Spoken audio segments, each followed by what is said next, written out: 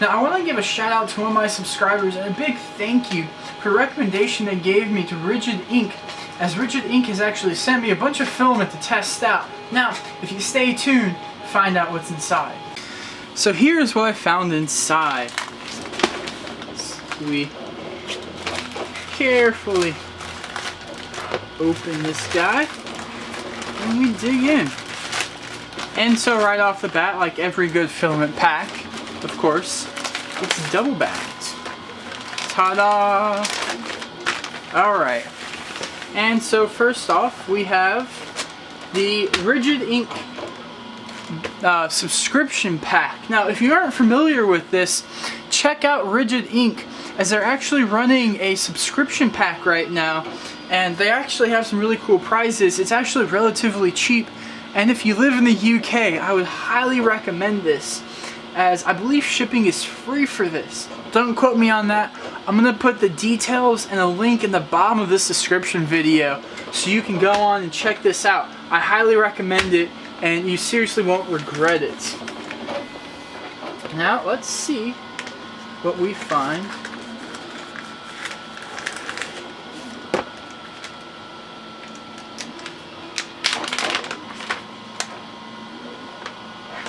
Alright, so this is what I have found inside the entire pack. First off,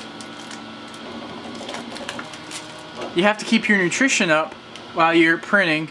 You cannot go without having some good old gummy bears. Thank you. These are probably going to be gone by the end of the video, but thank you now. And let's see, so you have on top here, please read. Hi there, you just received your Rigid.Ink order. Congratulations, we hope you enjoy printing with it and are able to make some fantastic. We want you to be thrilled with your Rigid.Ink. So if you're not, for whatever reason, please let us know. Got a problem? Get in touch. And it's just a really cool thing to kind of post at the beginning to really know that Rigid.Ink has your back in this. And there are problems that do come up, and it's nice to know that they're there for you. Now, first I find on top some interesting green PLA. And second is a kind of a root beer, brownish, kind of bronze filament. Another PLA filament. It's not too bad. Then on top here is a very interesting color. I'll show you in a close-up. It's kind of like a washed out gray. It's a very interesting color. Kind of white. Definitely have to do some playing with that. And just kind of quick observation, if you're interested in this pack, they do seem to have some decent size spools. You kind of see there a little bit. Now, the next one is a basic red filament, which you can never have too much filament or even too basic of a color, and actually red's the color I print with the most. Now, before I talk about some of the different prints that I have successfully run in the Rigid.Ink PLA, I kind of want to talk to you about what Rigid.Ink is, and it's a really nice company based out of the UK. They actually have a 5-star ranking on Amazon UK, which is really nice because if you get on Amazon, not many people have a true 5-star ranking with as many reviews as they do. Now, if you're not in the UK and you're in the US like I am, you can still order their filament on Amazon, which is really nice because they are actually Prime in the US. Now, I don't know how the UK works, so I can't speak about that, but they are a Prime company in the US, so you don't have to worry about the extra charges for shipping. Now, you can always order filament from their website.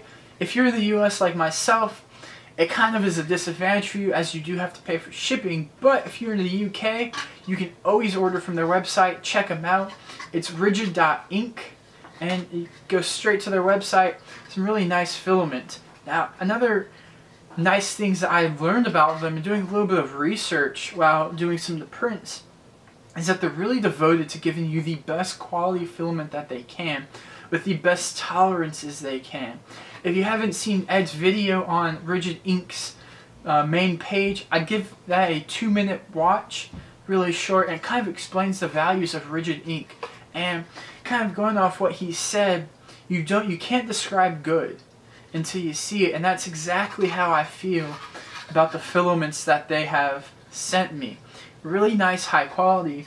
During the entire time, I never had a clog due to the filament. I never had any blobbing. I never had any of those pesky problems that you get from the low quality filaments that some people have. So it is really nice, high quality, and as you can see from the prints, it turned out wonderfully. Turned out amazing, and I really can't say anything negative about it. I have some really beautiful prints that I've posted all over social media. If you haven't seen them there, I'll leave you a slow, nice look at all of the models that I've printed here. Now, as for the settings I used, I would highly recommend using your PLA settings. If you have a dedicated profile for your printer for PLA, I'd highly recommend giving that a try before you start adjusting different things. The nice thing about having high quality filament is you don't really have to worry about the impurities and some of the corrections you have to make in your profiles. You really just have to tune in your temperature. And with these, I ran these at about 185 degrees Celsius, which falls in the range of 180 C to 210 C. Now, I also ran these between 45 millimeters a second, which I did on these single wall vases, as you can see here, to 55 millimeters a second on this coaster and on the Bulbasaur low poly print that I did.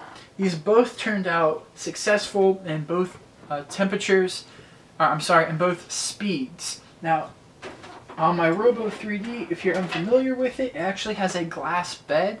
Now, they don't require a glass bed, or they don't require a heated temperature on your glass bed, but I did, as I used my PLA. I normally run something around 50 degrees Celsius on the heated bed, so that's what I did, and I didn't have a problem with it. Now, if you don't use heat or you use very low heat, still might have high success with this, as it's nice thing about the high quality filament is you don't have to worry about the impurities failing prints. Now, I also use a glue stick, and that's something that I just use in general. You can also use Build Talk, as I have had great success with PLA sticking to that. To see more cool prints in Rigid.Ink PLA and ABS, check them out on social media. I'll leave their links below. And check them out on their website to order filament, along with their Amazon site at Rigid.Ink. They have some really nice filament, as I've talked about.